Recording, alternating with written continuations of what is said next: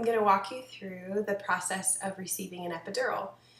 So let's say that you've already given your verbal consent to receive the epidural, whether that be that was your plan all along prenatally, or you've walked into labor and delivery and the contractions are already really intense, so you're like, give it to me right from the get-go.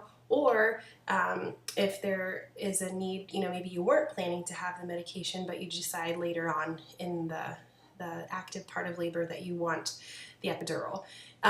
So what happens is the mother is given fluid through an IV, and most likely she's already got the port in place, or is already receiving some kind of saline or something. And mom is hooked to the baby monitor. So it's, monitoring baby's heart rate as well as mother's heart rate.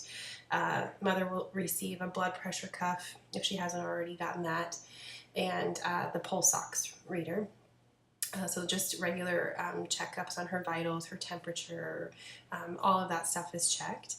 And then mom receives a shot of antacid. That's just a standard protocol when administering an epidural.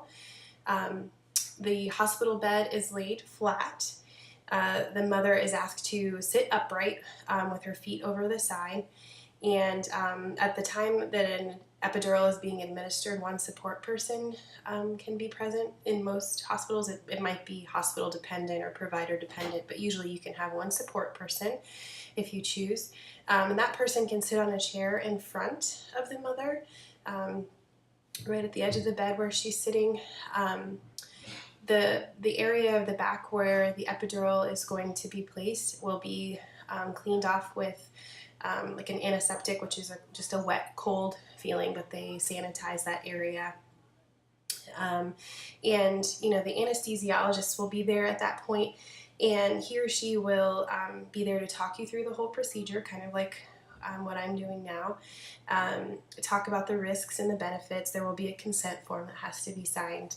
And then the procedure itself gets started, and it's really short. It's much shorter than it takes me to describe it. So the mother will be asked to really arch her back, kind of like a cat, and the anesthesiologist will give probably like 3 or 4 shots of local anesthetic around the epidural space on either side of the spine to numb that area.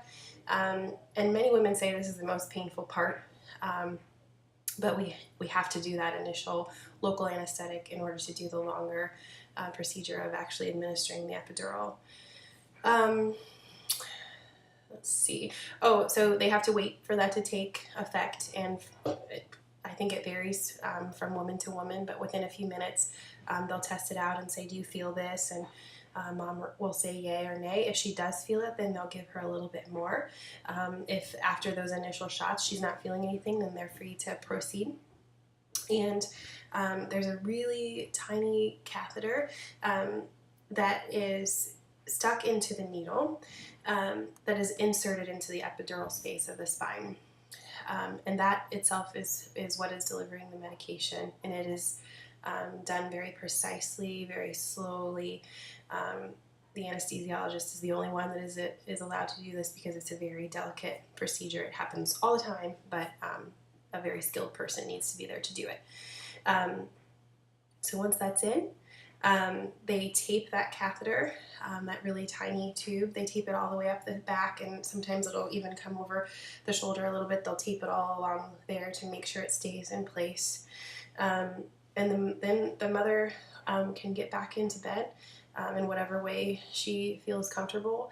And usually within around 20 minutes, that epidural has really taken effect, and they'll be checking in with her, saying, looking at the monitor, saying, oh, you're having a contraction now. Do you feel that? Does it feel any different?